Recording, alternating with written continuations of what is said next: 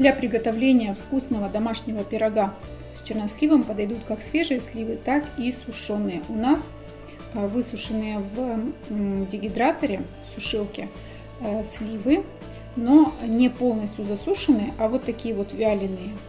Также подойдут сливы, которые продаются в магазинах, более мягкой консистенции. Если будут свежие сливы, то желательно их в крахмале будет слегка обвалять. Итак, нам понадобится 150 грамм сливочного масла, которое мы просто растопим, и добавляем минимум 250 миллилитров, то есть стакан сахара, можно даже чуть-чуть больше, потому что тесто должно быть сладенькое, а сливки будут давать кислинку. Нужно будет взбить миксером.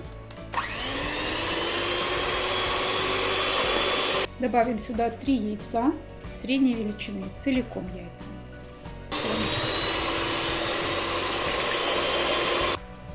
Взбиваем несколько минут до получения вот такой однородной массы. И затем добавляем 2-3 ложки сметаны.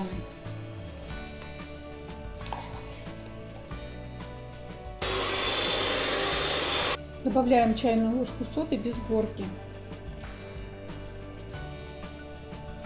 Гасим уксусом. Очень желательно добавить корицу.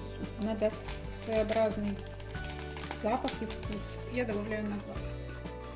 Можно добавить орехи, где-то примерно полстакана, но это вовсе не обязательно.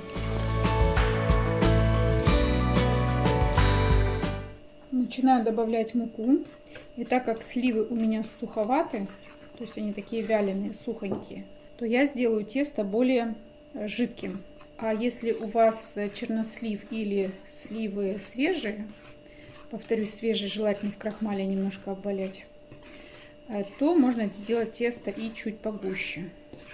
Так, вот я пока добавила 1 стакан, это слишком жидко.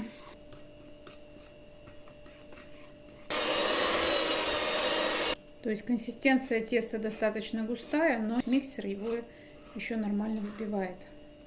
Вот так бочком я воткнула сливки. И теперь еще один секретик этого пирога.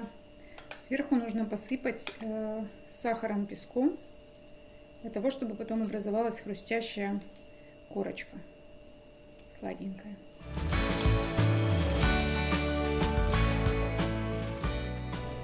Печем примерно 40 минут на 200 градусах до румяной корочки.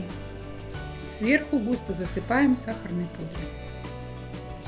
Готовый пирог по вкусу немного напоминает кексы, которые при Советском Союзе пеклись по ГОСТу.